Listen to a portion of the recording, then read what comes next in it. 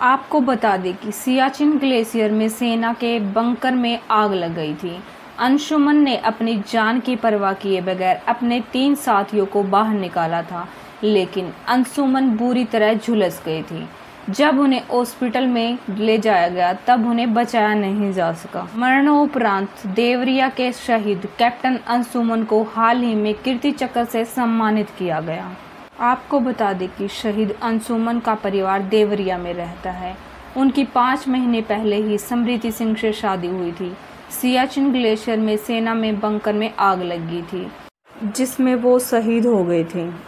आपको बता दें कि शहीद कैप्टन अंशुमन सिंह के पिता का कहना है कि बहू हमारा घर छोड़कर जा चुकी है, अपना एड्रेस भी चेंज करा लिया है। उन्होंने कहा कि कीर्ति चक्र की कोई निशानी भी हमारे पास नहीं है।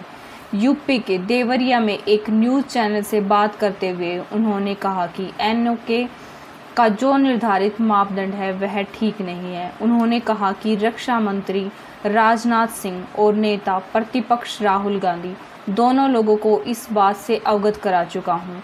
शहीद अंशुमन की मां का कहना है कि बहुएं भाग जाती हैं। शहीद कैप्टन अंशुमन के पिता ने यह भी कहा कि बेटे की 5 महीने की शादी थी, कोई बच्चा नहीं था।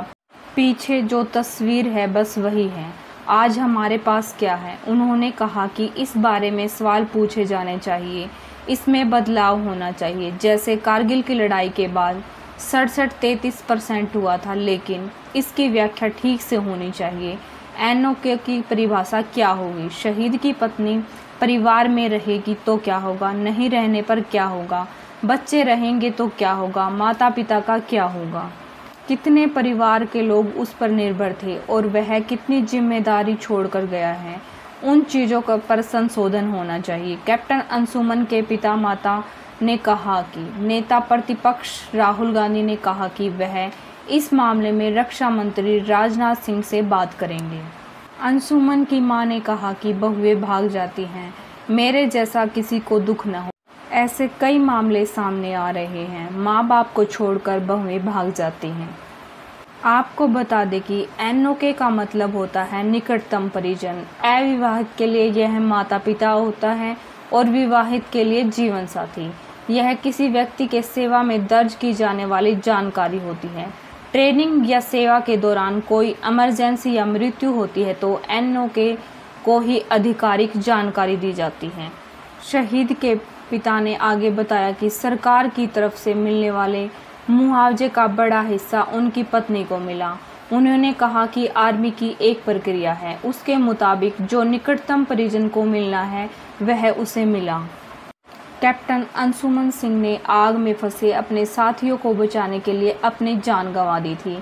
उनके इस बहादुरी भरे पराक्रम के लिए राष्ट्रपति द्रौपदी मुर्मू ने उन्हें कीर्ति चक्र मरणोपरांत से सम्मानित किया। राष्ट्रपति मुर्मू ने दिल्ली में रक्षा अलंकरण समारोह में दिवंगत अधिकारी की पत्नी समृति और मां मंजू सिंह को कैप्टन अंशुमन सिंह की शहादत पर कीर्ति चक्र प्रदान किया। यह शांति काल में वीरता के लिए दिया जाने वाला दूसरा सबसे बड़ा पुरस्कार है। कीर्ति चक्र प्राप्त करने के बाद शहीद कैप्टन की पत्नी समृति ने अपनी लव स्टोरी सुनाई थी और वह काफ़ी भावुक भी दिखी थी। अब कैप्टन अंशुमन सिंह के माँ बाप ने अपनी बहू पर बड़े आरोप लगाए हैं। उनका कहना है कि उनकी बहू उनका परिवार छोड़कर जा चुकी है और सब कुछ अपने साथ ले गई है। और उन्होंने कहा कि 1 फरवरी को मैंने पूजन करवाया था हमारे घर में, उसमें भी वो समृति नहीं आई। वो हमेशा एक बात कहती रही कि हमें समय चाहिए संभलने के लिए, लेकिन आज 1 साल हो गया है और मुझे समझ नहीं आया कि वो संभल गई या नहीं। कैप्टन के पिता ने कहा कि समृति इस घर से जाने के 10 दिन बाद ही स्कूल में पढ़ाने लगी। उन्होंने कहा कि कोई व्यक्ति स्कूल में तभी पढ़ा सकता है जब वह मानसिक रूप से स्थिर हो। ये थी हमारी आज की कहानी। आपकी इस पर क्या राय है कमेंट बॉक्स में ज़रूर बताना। वीडियो अच्छी लगी हो तो लाइक एंड शेयर करना और चैनल को सब्सक्राइब करना। इस घटना का उद्देश्य किसी के दिल को ठेस पहुंचाना नहीं है, बल्कि लोगों को जागरूक करना है। जय हिंद, जय भारत।